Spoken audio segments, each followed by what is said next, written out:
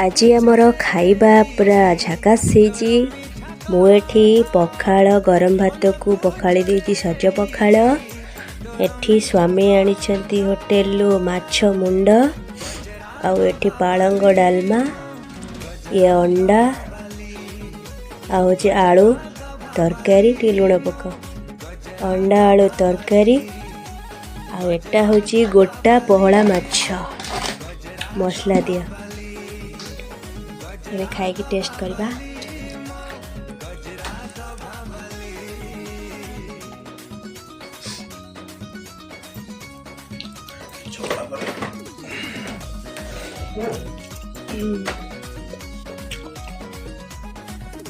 लुणटा गुड़ी ना।